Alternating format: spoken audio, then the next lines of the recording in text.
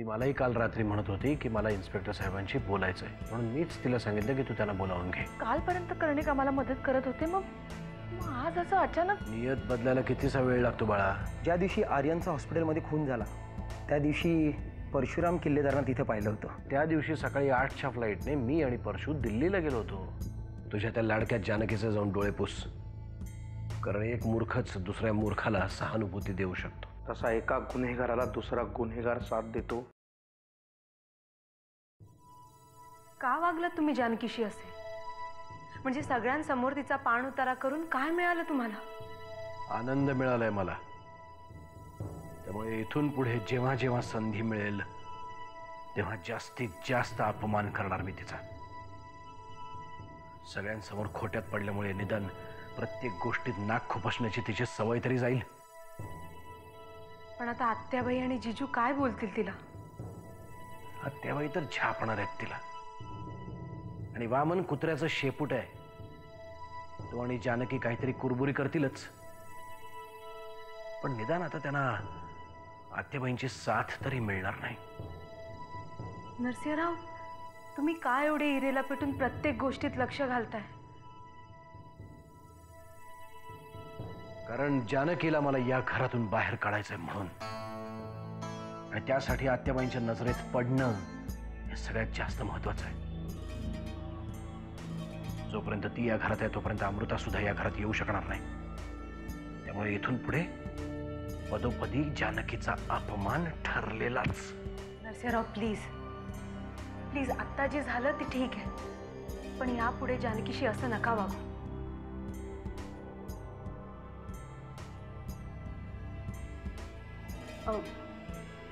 ठीक आहे, मी येते.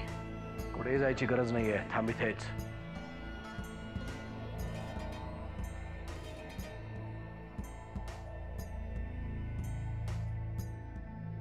कोणाच्याही थांबण्या न थांबण्याने मला काही फरक पडत नाही, कारण मी इकडे काही गुप्त खलबत करायला नाही आले.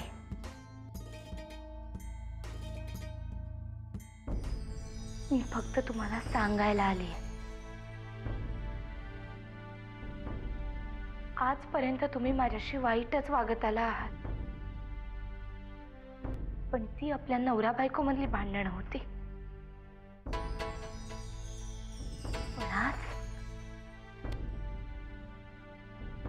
आज एक माणूस म्हणून माझ्या नजरेतून पडलात तुम्ही.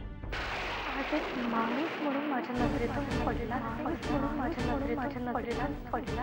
आज एक माणूस म्हणून माझ्या नजरेतून पडला. म्हणून माझ्या नजरेतून पडला. ए, त्या लायकी काय ग तुझी? आणि तुला कोणी अधिकार दिला कोणाचाही मूल्यमापन करण्याचा? विचार कर जरा स्वतःचा. इतके दिवस तूच करत नव्हते, पण आता करीन. तुला काय करायचंय ते कर. खरं तर तू काहीतरी करावंस हीच माझी इच्छा आहे. माझं तुमच्यावर प्रेम होतं, आहे आणि आयुष्यभर राहील.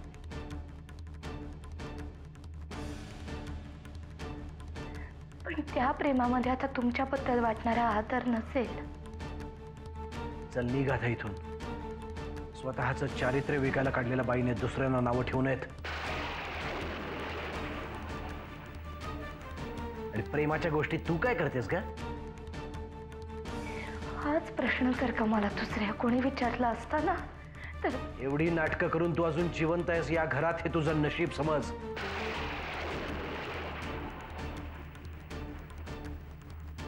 चल निघ निघ.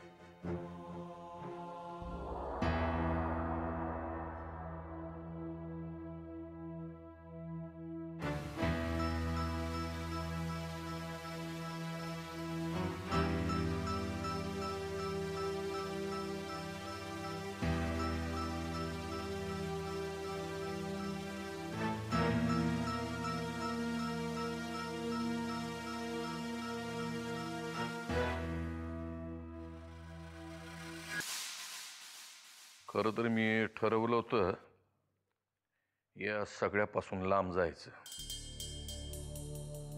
युगंधरीची पण तशीच इच्छा होती. काय झालं तरी मी तिला सांगितलं होतं त्या रेडकरला जित्ता सोडू नको म्हणून. काय फायदा झाला? पण आता या सगळ्यातनं मम्मानं कसं सोडवायचं? ते बघतो मी काय करायचं ते. जना काका, तुम्ही रागावलात ना माझ्यावर? मला मला खरंच असं वाटतं की या सगळ्याला मी जबाबदार आहे. नाही म्हणजे काय, त्या दिवशी मी 2 शब्द चुकीचे बोललो तुला. माफ कर मला त्याबद्दल. खरं सांगू का अमृता, ठरवून सुद्धा मी तुझ्या बापाबद्दल चांगलं नाही बोलू शकत. जाऊ दे, आपण त्या विषयावर नको बोलूया. मम्मांना लवकरात लवकर यातून सोडवलं पाहिजे. अगं म्हणून तर कोल्हापूरून तडक आलो की. हातात पैसा नाही, सगळे ओळखीचे लोक हात आखडून बसलेत. या समज कोणीतरी मुद्दाम करते बघ. सगळ्या घटना अगदी घडवून आणल्यासारखे घडतायत. जना काका, मी मम्मांना बोलले आणि आता तुम्ही आलात तर तुम्हाला सुद्धा सांगते.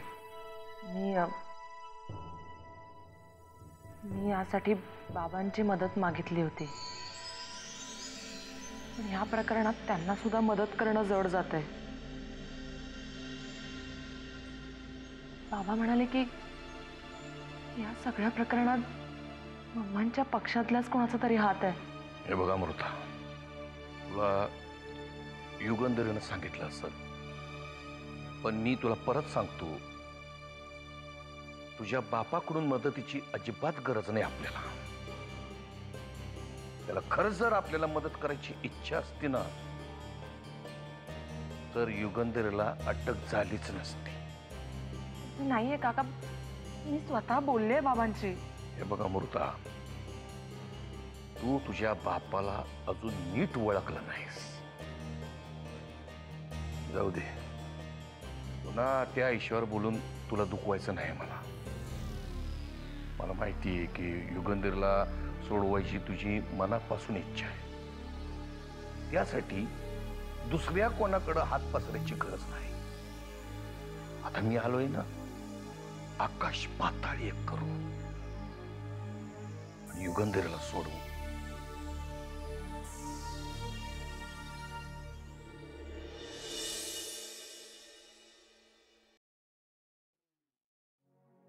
आला शाळेतून? काही खाल्लंस का आल्यावर, का नुसताच खेळतोयस? इथे कोण आहे आत्याबाई माझ्याबरोबर खेळायला? अमृताताई होती, ती पण गेली. आणि जानकीताई तर सगळं विसरलीये, खेळ काय असतो ते. आता सुट्टी असेल नाही का रे 4 दिवस गणपतीची? मग सुट्टीत करणार काय? कदाचित जाणार आहे रमावतीला. पण आत्याबाई, आपण इथं गणपती का नाही बसवत? आता का बसवत नाही? नाही बसवत कारण तशी परंपरा नाही आहे. परंपरा नाहीये म्हणजे? गण्या, तू इकडे आलास?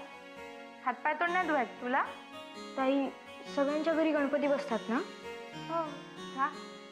नाही, आत्याबाई म्हणत होत्या की तशी परंपरा नाहीये. अरे परंपरा नाहीये म्हणजे तसा वेळच नाही झाला बघ. म्हणजे मामा लहानपणी खूप हट्ट करायचा, आपण गणपती बसवूया गणपती बसवूया म्हणून. पण त्यावेळी वहिनी खूप आजारी असायची. घरात सगळं करणारी बाई मी एकटीच, आणि गणपती आणायचं म्हणजे मग त्याचं सगळं नीट नको का व्हायला, म्हणून मग राहूनच गेलं. पण आत्याबाई, मग आता बसवूयात ना. नाही बघा, आता मी आहे, गण्या आहे, वामनदादा आहेत. तुम्हाला काही नाही बघावं लागणार, सगळं आम्ही करू, नाही का? हो आत्याबाई, यावर्षी आपण एकदम मोठा गणपती बसवूया. मी डेकोरेशन पण करीन, मोठं असं मंदिर. गणेश, अरे फक्त डेकोरेशन करायचं म्हणजे गणपती आणणं नाही काही. त्याला तशी मनात श्रद्धा असावी लागते. आपल्या घरी देव पाहुणा म्हणून येणार असतो, मग त्याचं सगळं नीट नको का व्हायला? इथे गणपती आणायचा आणि त्याला दाखवायचं काय? आपल्या घरातल्या सगळ्यांची 10 दिशांना असणारी तोंड. त्याच्यापेक्षा नकोच ना ते, नकोच. पण आत्याबाई आणि गप्पा. आत्याबाई, बाहेर कोणी संजय म्हणून तुम्हाला भेटायला आलेत. संजय? कोण संजय? ठाऊक नाही, पण बाहेर हॉलमध्ये थांबलेत. बरं त्यांना बसायला सांग, आले मी. जी.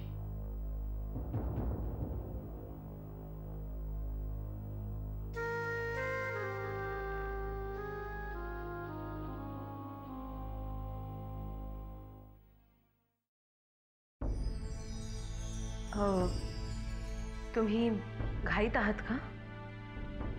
हो घाईत आहे. का ग? नाही काही नाही, मी नंतर येते.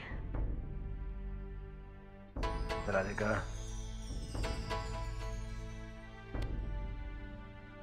मी किती घाईत असलो तरी तुझ्यासाठी वेळ नक्कीच काढू शकतो. काही महत्वाचं बोलायचंय. महत्वाचं असं नाही, पण तुम्हाला सांगायचं होतं, मी दुसरीकडे घर बघतीये. घर बघते म्हणजे? म्हणजे मला आता या घरात राहायचं नाही. तिला पुन्हा कोणी काही बोललं? नाही नाही, खरंच मला कुणी काही बोललेलं नाही, पण आता मलाच अनकम्फर्टेबल वाटतं इथे. आणि कुणी काही बोललं नाही तरी नजरेतनं कळतं ना. राधिका, या घरातल्या माणसांमुळे जर तू जात असशील तर मी... नाही नरसिंहराव, खरंच तसं नाही. यापूर्वी मी इथून जात नव्हते कारण मी जॉबलेस होते. बाहेर कुठे राहायचं म्हटलं असतं तर घरच्या भाड्यासाठी मला माझ्या डॅडकडे हात पसरावे लागले असते. पण नरसिंहराव, आता तसं नाही. आता मी काम करते, माझा चरितार्थ मी चालू शकते. राधिका, तू या घरात राहावंस असं जर मला वाटत असेल तर... तरी मी जाईन. हा, पण जर तुम्ही मला परवानगी दिलीत तर आनंदाने जाईन. प्लीज नरसिंहराव. असं असेल तर ठीक आहे, पण राधिका, मी तुला भाड्याच्या घरात राहू देणार नाही. म्हणजे? नाही प्लीज नरसिंहराव, हे बघा, तुम्ही माझी व्यवस्था बघू नका, मी करेन सगळं. मी वाकणीसाला सांगतो, आज संध्याकाळपर्यंत तुझं घर रेडी असेल. नरसिंहराव प्लीज, तुम्ही... विषय संपला.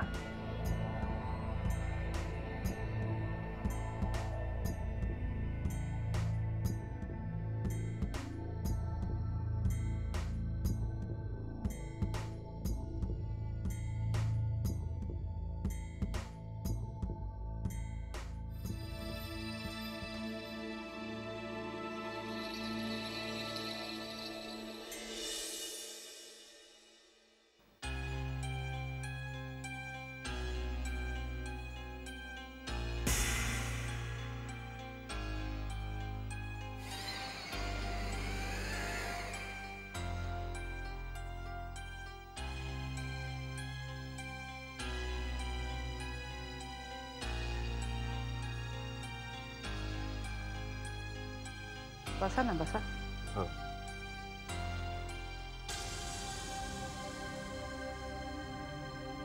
मी ओळखलं नाही आपल्याला. नीट आठवायचा प्रयत्न करा, आठवेल. बरं, मी 10 पर्यंत आकडे मोजू का? अहो, आकडे मोजायला आणि ते आकडे संपायच्या आत मी तुम्हाला ओळखायला म्हणजे काय परकरी मुलगी वाटली का तुम्हाला? मला तुमचा स्वभाव खूप आवडला. आधी आपली ओळख तर होऊ दे. मी संजय सातपुते. संजय सातपुते? अहिल्याच्या सिस्टरचा मी मिस्टर. नाही ओळखलं? मी 3 पर्यंत आकडे मोजू? म्हणजे तुम्ही? हो, मीच. राधिका संजय सातपुते मधला संजय.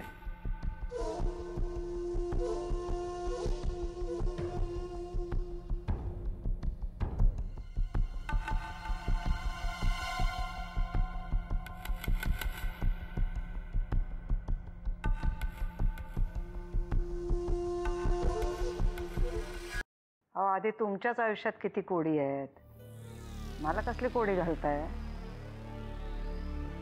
राधिका संजय सातपुते मधली राधिका बरेच दिवस इथे आहे. तिला कधी घेऊन जाताय? आज 2 महिन्यानंतर आठवण झाली माझी. मला वाटलं राधिका संजय सातपुते मधला संजय सातपुते बघून दुसरंच काय चिकटलं की काय. बराच खेळकर स्वभाव दिसतोय तुमचा. राधिका सारखी बायको नशिबात आल्यावर माझा स्वभाव कधी खेळकर झाला माझं मलाच कळलं नाही. बरं ते जाऊ दे. माझी आठवण कशी काय आली? नाही, मीच म्हटलं उगीच कोणाचा संसार तुटायला नको. तिला इथून घेऊन जा आणि सुखाने संसार करा. चुकताय तुम्ही. तिला घरी घेऊन जाणं आणि सुखाने संसार करणं मुळात या 2 वेगळ्या गोष्टी आहेत. बहुधा 2 महिन्यातच कळलेलं दिसतंय ती डोईजड झाली तुम्हाला. तुम्हाला नक्की काय म्हणायचंय? म्हणजे मला असं म्हणायचंय की तिच्या जाळ्यात नक्की कोण अडकलंय? परशुराम साहेब, वामनराव की नरसिंहराव? बरेच हुशार दिसता हो तुम्ही. नाही, एकदम माठ होतो. शाळेत ड तुकडीत होतो. मागच्या बाकावर बसायचं. पण असल्या बाईशी लग्न झालं आणि हनीमूनच्या रात्रीत हुशार झालं. मग आता आणखी थोडी हुशारी दाखवा आणि घेऊन जा तिला इथून. आकडा बोला. हा? आकडा बोला. म्हणजे आता हुशार झालोय ना मी. प्रत्येक कामाचा एक आकडा असतोच.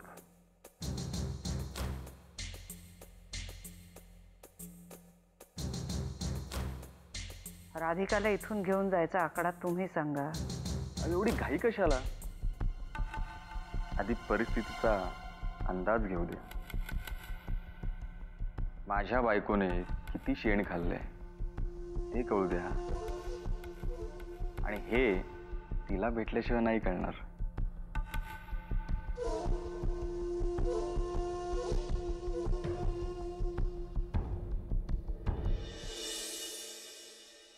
जानकी, काल म्हणे घरी पोलीस आले होते. हो आले होते. तुमचं यावर काही म्हणणं आहे का? नाही, माझं काय म्हणणं असणार. पण कसं आहे ना जानकी, आधी मला तुझी खूप चीड यायची, पण आता दया येते. नाही, दया नाही, की वाटते मला.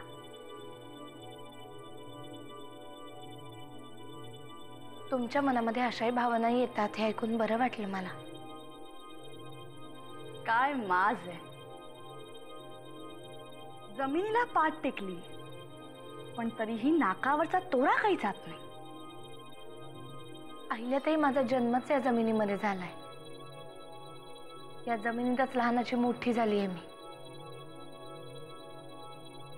तुमचं सगळं बोलून झालं असेल तर मी येऊ का? मला काम आहेत.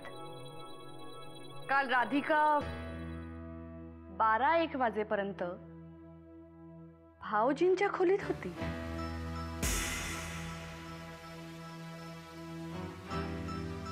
अर्थातच दोघं काम करत असणार, कारण भाऊजी आता मंत्री झालेत आणि ती एका मंत्र्याची PR मॅनेजर. म्हणजे तिच्यावर बराच कामाचा भार असणार नाही का? पण खरं तर मला आश्चर्य वाटतंय, काम एवढ्या लवकर कसं काय संपलं? कारण अशा कामांसाठी अख्ख्या रात्री जातात नाही का?